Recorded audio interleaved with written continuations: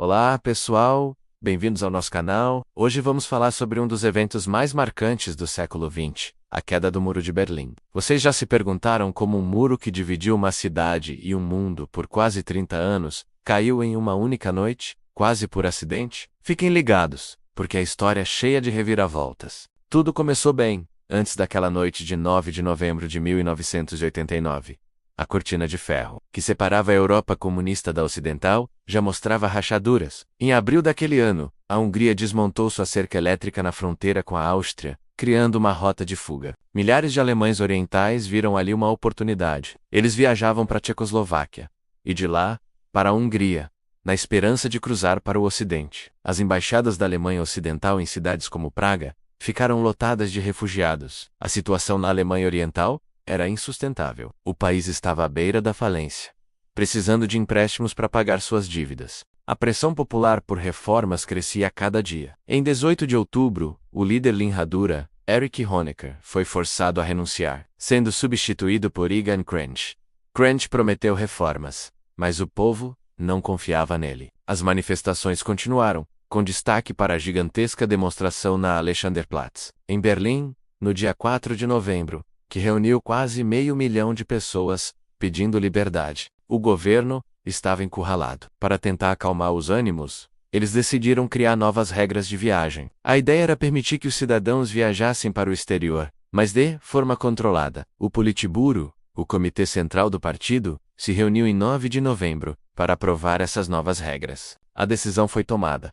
Os alemães orientais poderiam sair do país através de qualquer fronteira, incluindo as de Berlim. Os novos regulamentos deveriam entrar em vigor no dia seguinte, 10 de novembro, para dar tempo de avisar os guardas de fronteira. Aqui é onde a história toma um rumo inesperado. Um porta-voz do governo, chamado Günter Schabowski, foi encarregado de anunciar as novas medidas em uma coletiva de imprensa naquela mesma tarde.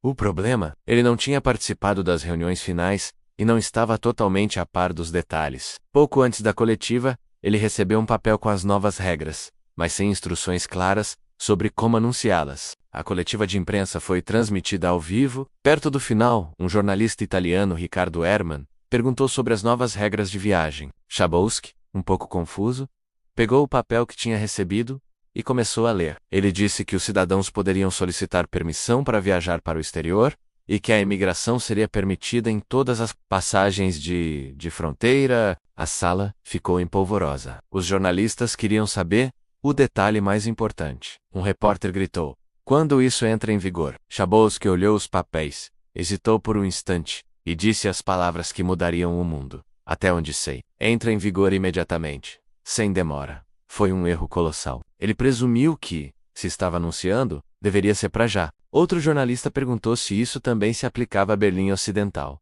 Schabowski confirmou. Em minutos, a notícia se espalhou como um incêndio. As agências de notícias ocidentais, cujos canais eram assistidos por muitos alemães orientais, começaram a noticiar: os portões do muro estão abertos. O âncora de um dos principais telejornais da Alemanha Ocidental proclamou: "Este 9 de novembro é um dia histórico." A Alemanha Oriental anunciou que, a partir de agora, suas fronteiras estão abertas a todos. Ouvindo as notícias, milhares de alemães orientais correram para os postos de controle do Muro de Berlim. Eles exigiam que os portões fossem abertos, dizendo: "Schabowski disse que podemos passar." Os guardas da fronteira estavam completamente perdidos. Eles ligavam para seus superiores, mas ninguém queria assumir a responsabilidade de dar uma ordem para usar a força contra a multidão. A pressão era enorme. Por volta das 10h30 da noite, em um posto de fronteira chamado Borneo-Maestral, o comandante Harold J. Gary, vendo que não tinha como controlar a multidão crescente, e sem ordens claras de seus superiores, tomou uma decisão histórica. Ele cedeu e ordenou que os portões fossem abertos.